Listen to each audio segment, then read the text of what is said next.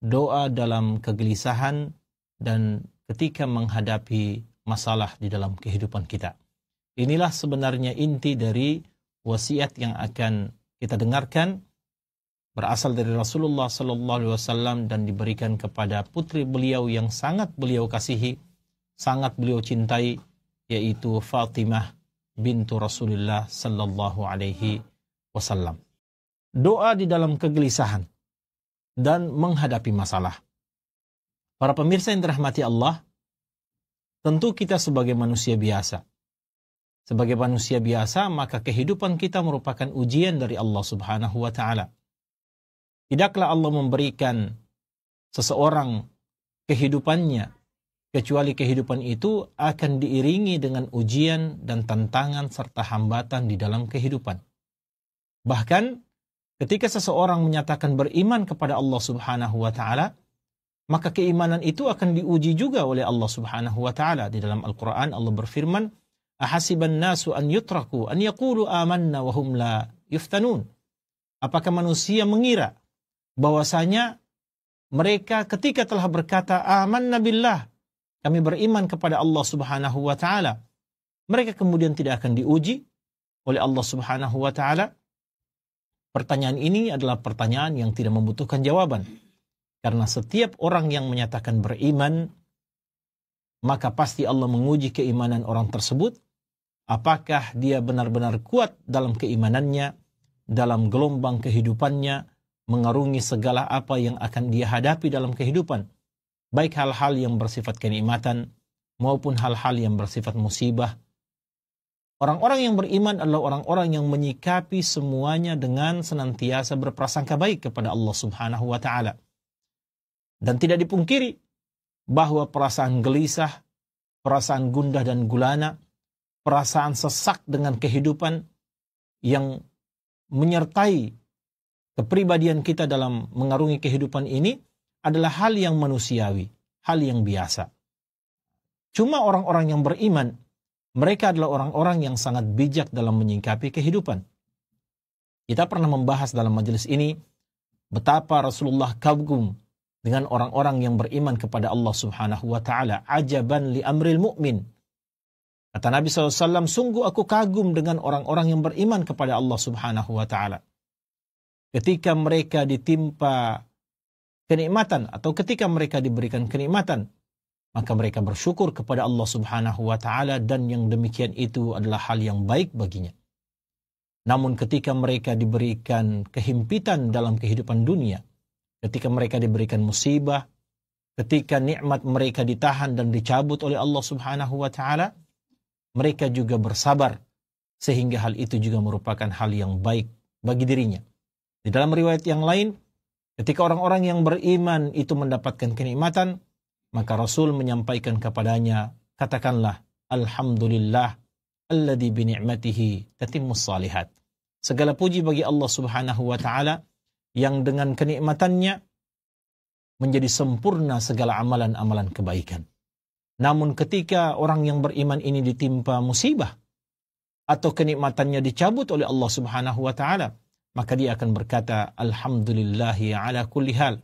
Segala puji bagi Allah Subhanahu wa Ta'ala atas segala kondisi yang telah ditimpakan dalam kehidupannya. Inilah potret orang-orang yang beriman.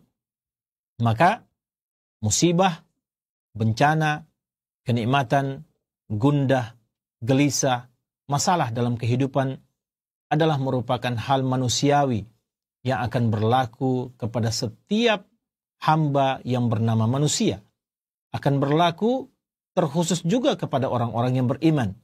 Allah menguji keimanannya, Allah menguji kesabarannya, dan seberapa besar orang ini sabar dalam menghadapi kehidupan yang ditakdirkan Allah Subhanahu wa Ta'ala kepada dirinya.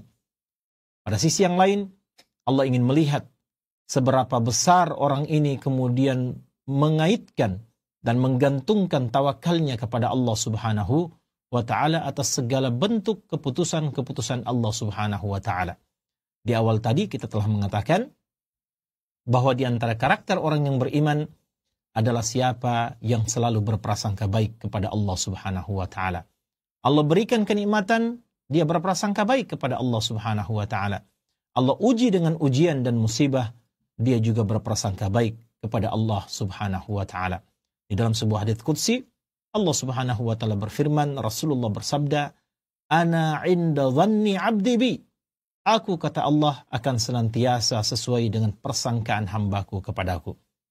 Maka kita dituntut untuk selalu berprasangka baik kepada Allah Subhanahu wa taala dalam setiap keadaan apapun.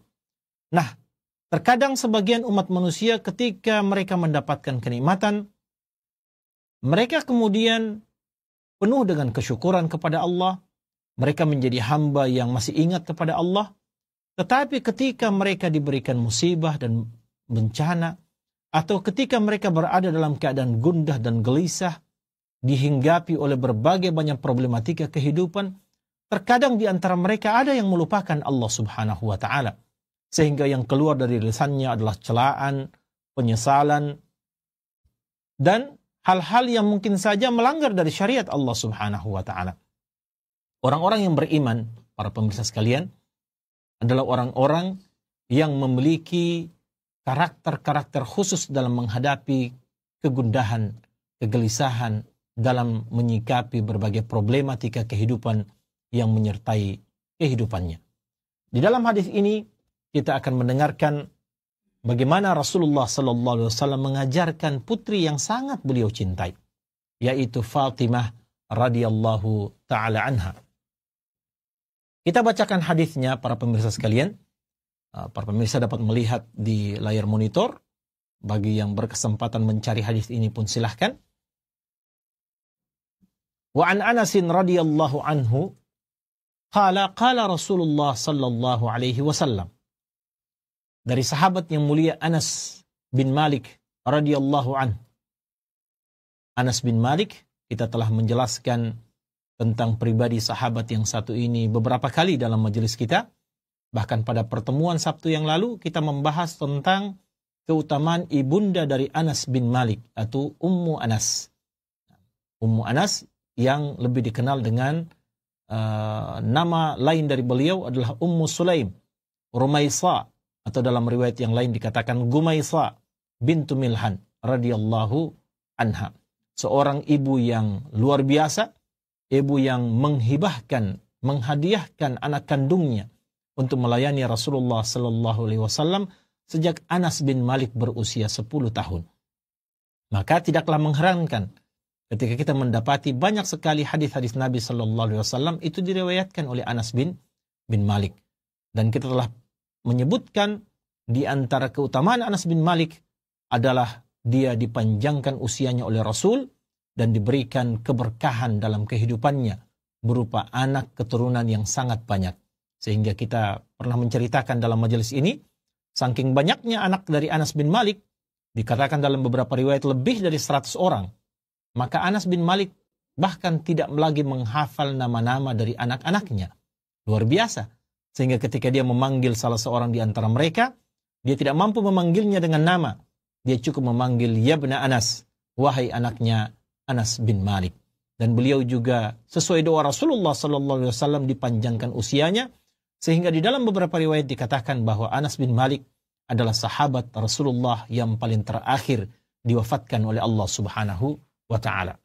Anas berkata, qala Rasulullah sallallahu alaihi wasallam, bahwa Rasulullah sallallahu alaihi wasallam bersabda, li Fatimah radhiyallahu an, kepada anak yang beliau cintai, putri bungsu beliau, Fatimah, penghulu wanita-wanita syurga dalam beberapa riwayat.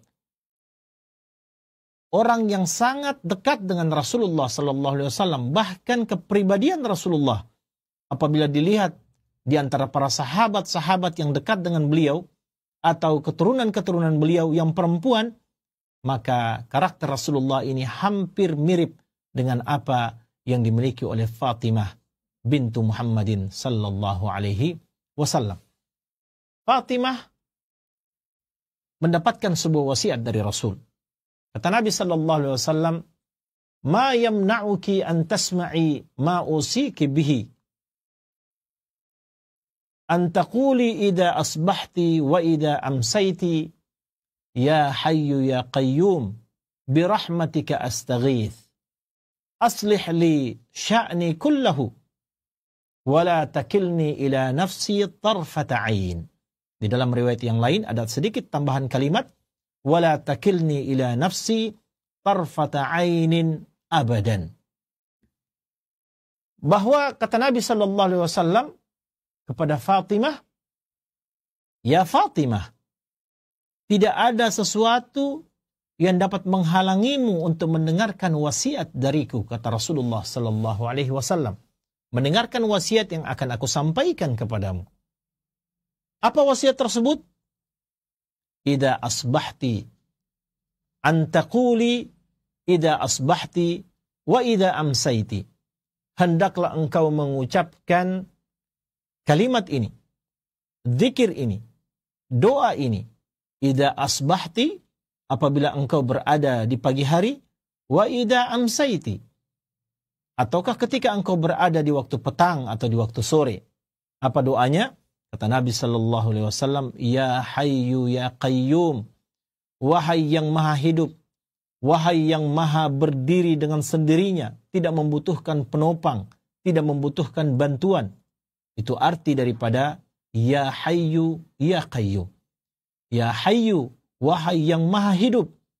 Ya qayyum, wahai yang maha berdiri sendiri. Birahmatika astaghith. Dengan rahmatmu, ya Allah, aku memohon pertolongan. Aslih li sya'ni kullahu. Perbaikilah segala bentuk urusanku. Aku memohon kepadamu, ya Allah, untuk memperbaiki segala bentuk urusanku.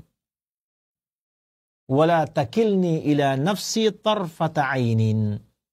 Dan jangan diserahkan kepadaku sekalipun sekejap mata saja sebuah urusan tanpa mendapatkan pertolongan darimu. Di dalam riwayat yang lain, wala takilni ila nafsi tarfata ainin abadan. Jangan pernah, ya Allah, engkau biarkan diriku sekejap mata saja tanpa ada pertolongan darimu selama-lamanya. Hadis ini adalah hadis yang diriwayatkan dengan sanad yang sahih dari beberapa riwayat. Diriwayatkan oleh Imam An-Nasai, Imam Al-Bazzar, juga Imam Al-Hakim, dan beberapa ulama-ulama hadis yang lainnya.